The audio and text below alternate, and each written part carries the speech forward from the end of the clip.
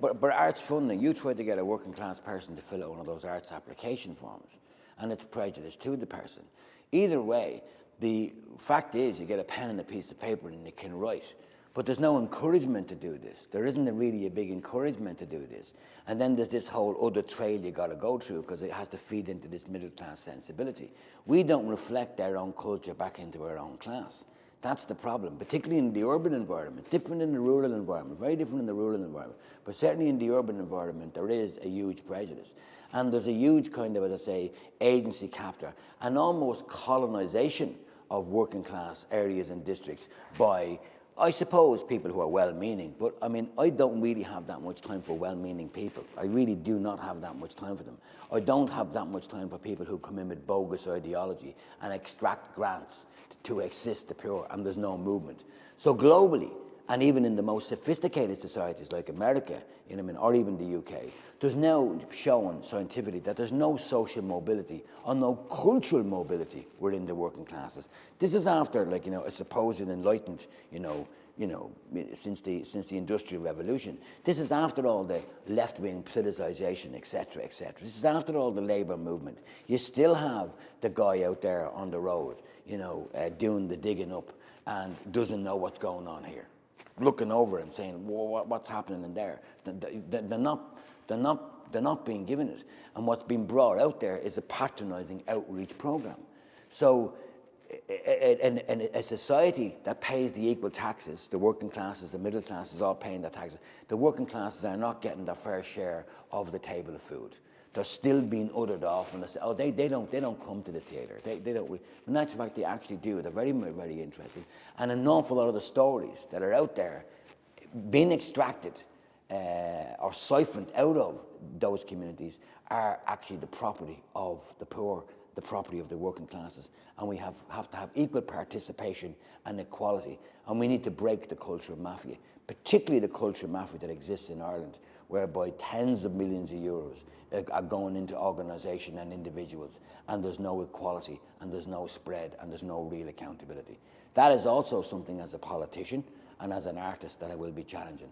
But I do think that when you see the kind of efforts that are being made for American, African-American writers, Latino communities, the incentives to kind of reintroduce the language, reintroduce the culture in a New York setting. We need to do this within a working class setting as well. We need to be able to do that. So while it's good for Latinos, while it's good for Cubans, while it's good for Spaniards, etc., we also have to have regard to the white working class American society and the overall society of working classes and begin that same process of there. That's when it becomes potent.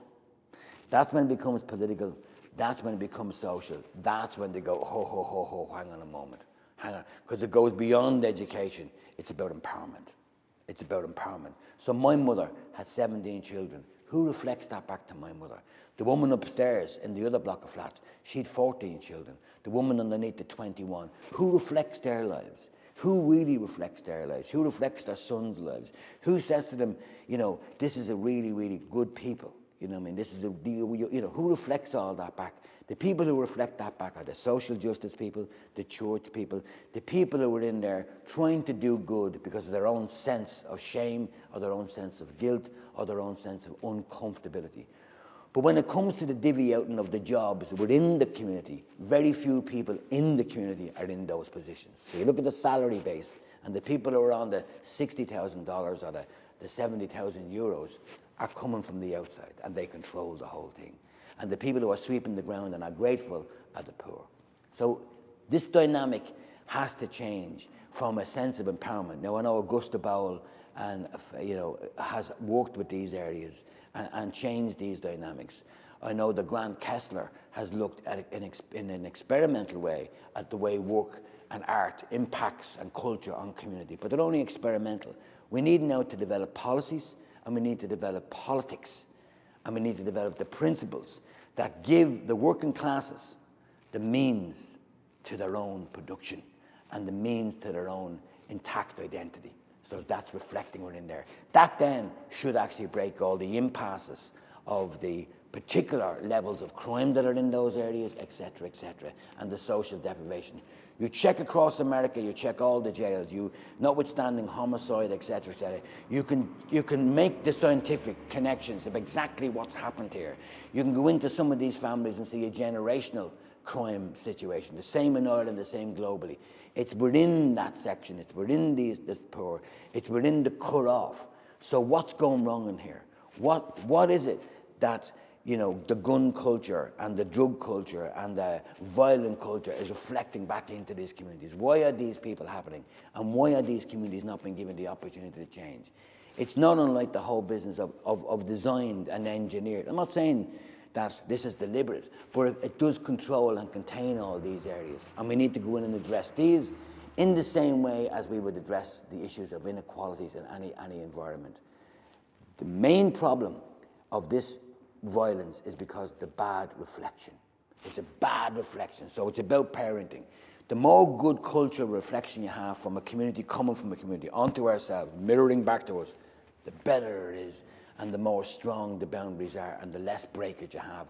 So you're less inclined to commit crime, you're less inclined to be treacherous to your friends, you're less inclined to kind of break your trust, and you're more inclined to make bonds.